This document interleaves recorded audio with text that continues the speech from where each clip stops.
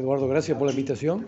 Y bueno, ¿qué nos deja esta presentación de Eduardo Nochera, de este Bueno, libro? una gran alegría, ha sido una investigación realmente fantástica. La presentación que hizo hoy nos demuestra que hay mucho por investigar, mucho por avanzar en esta temática.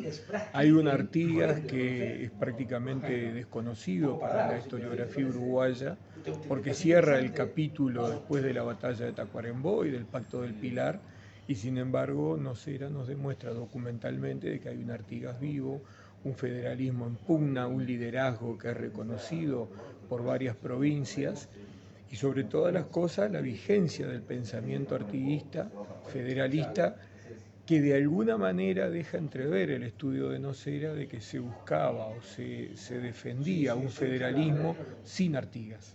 Es decir, acá lo que queda planteado, lo que queda en el aire para determinar es cómo continúa la historia sacando del medio al personaje central que era José Gervasio Artigas. Yo creo que es un trabajo muy importante, tuvimos estudiantes, tuvimos docentes, tuvimos público en general que nos acompañó, que han adquirido el libro, o sea que esto también es importante porque van conformando su propia biblioteca, su propia bibliografía, con elementos que, bueno, son difíciles de llegar al país desde el exterior, a no ser cuando vienen personalmente los autores.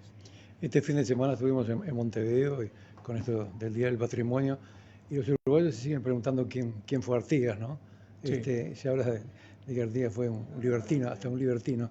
Digo, ¿ya sabés quién fue Artigas o todavía te cuesta? Yo creo que Artigas es un personaje histórico que todavía hay que descubrirlo. Lo que uno observa con cierta perspectiva histórica y documental es que hay muchos Artigas dependiendo del punto de vista desde donde se quiera leerlo. No que haya un hombre con dualidades, sino que las dualidades están planteadas a partir de quien lee los procesos históricos.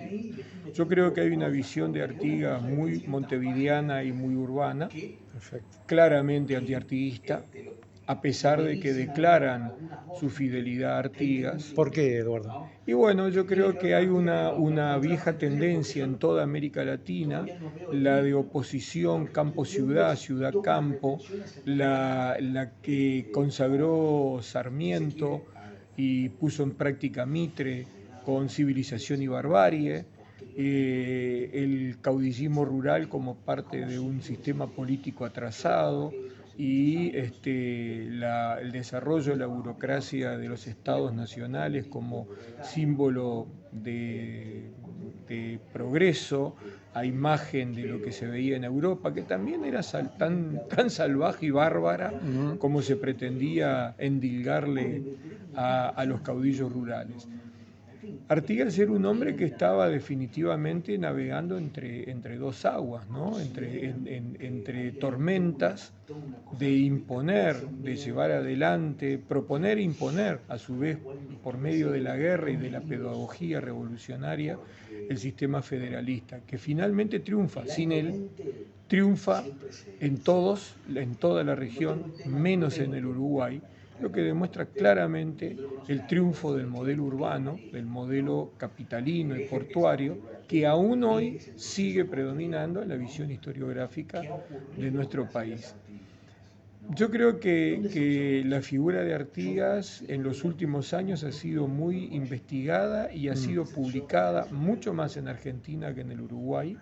Basta observar la cantidad de trabajos llevados adelante y publicados como artículos o libros de 1811 al presente para darnos cuenta de que Artigas ha sido, hay un revisionismo sobre el artiguismo en Argentina, particularmente en las provincias del litoral argentino, que le dan una nueva vigencia a su pensamiento político. Y en el Uruguay como que es un capítulo cerrado, ¿verdad? Artigas está ahí, Artigas el gran desconocido, el invisible, está en todas las plazas, está en todos los monumentos, está por todos lados, pero nadie lo ve y nadie consigue en definitiva entender sus planteos.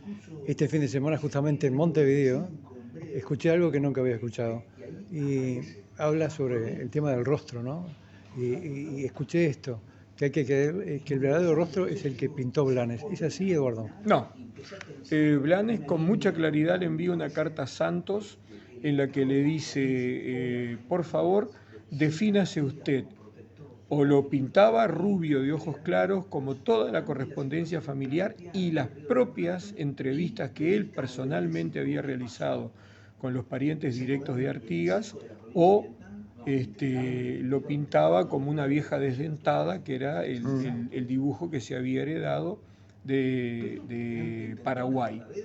Y finalmente, con el aval de Santos, se lo define por el perfil de lo que era el inmigrante típico italiano y español, de pelo negro, regular estatura, nariz aguileña, que tal vez tuviera esas características, pero que la descripción desde los tiempos de su etapa de contrabandista y tropero en la frontera, cuando tenía uno de sus apodos, el Melao, no conozca a nadie Melao de pelo negro, por lo menos color miel, castaño claro, y luego definido por aquellos que se salvaron de ser fusilados en Purificación y que con mucha nitidez lo recuerdan como un hombre de tez blanca, de ojos claros y de pelo castaño claro a rubio.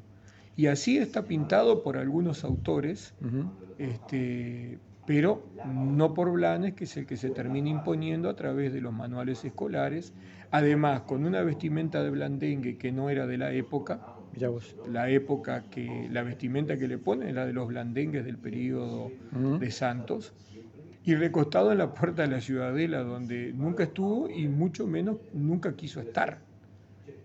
Tuvo la oportunidad de haber sido el gobernador de Montevideo en 1815 y lo manda a Otorgués. Y luego está Rivera, y luego están otros. Él nunca quiso. Pudo y no quiso. Quiere decir que había una disputa, una discusión política, hasta una aversión en cierto sentido hacia no Montevideo como ciudad, sino a lo que Montevideo representaba como estructura política y estructura burocrática. Siendo él un montevideano, ¿no? Sí. Ahora contame sobre tu próximo libro, ¿no? ¿Cuándo va a ser?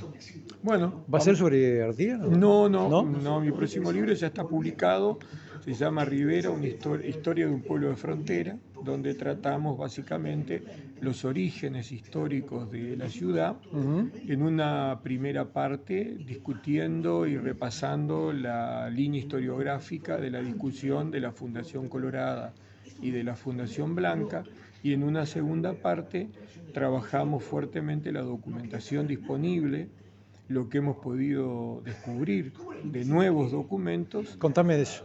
Que de alguna manera establecen que hay un punto de vista erróneo al poner el énfasis en la Fundación Blanca o Colorada, sino que hubo una continuidad en el tiempo de una política de Estado que tiene que ver con los problemas regionales del Estado uruguayo, y que era absolutamente necesario hacer primar la orientalización de las fronteras recién delimitadas en 1861, y que exigían una respuesta clara, primero del gobierno de Berro, para asegurar esas fronteras, y luego del propio Venancio Flores, dándole continuidad a la ley de Berro, y efectivamente lo que hace es asegurar la fundación, cambiándole el nombre e inaugurando en 1867 lo que había sido fundado por ley en 1862. Pero además agregándole el papel importante que tuvo la población, especialmente los comerciantes, instalados en la frontera desde 1862-63, incidiendo en Carlos Reiles para que éste desobedezca la orden del gobierno de Flores, particularmente Flangini, que era el ministro, de colocar el pueblo de Rivera al sur del arroyo Cuñapirú, donde hoy estaría el barrio de La Pedrera, la Virgencita y toda esa zona. Y Rey les desobedece la orden y decide aceptar la propuesta de los vecinos en un hecho que es bastante singular, ¿no? Es Sí. obedecer una orden Sí. del Estado uruguayo para aceptar lo que proponen los vecinos con el apoyo de los propios vecinos de Santa Ana do Livramento. ¿Esos documentos los lograste acá o en Montevideo? A Montevideo, Ah, en el Montevideo. Archivo General de la Nación, pero también hay documentación del Archivo Histórico de Río de Janeiro, de archivos históricos locales, privados, Ujú. en Porto Alegre. Es decir, hay un repaso a la bibliografía de época publicada, lo Sí. que nos permite dar una visión bastante ¿Y hay más para contar interesante. sobre Rivera? ¿Como Sí, departamento, como hay ciudad, más, hay como más. pueblo? Vamos a irlo Bueno, publicando en sucesivos perfecto. volúmenes, una especie de trilogía, por decirlo de alguna manera, de Rivera. ¿Cuándo va a ser el lanzamiento de tu libro? Y esperemos ahora en octubre mismo, Ujú. todavía no definimos la fecha ni el local, pero lo vamos a hacer público inmediatamente. Eduardo, gracias por todo. Gracias a ti y gracias por acompañarnos. Que pases bien.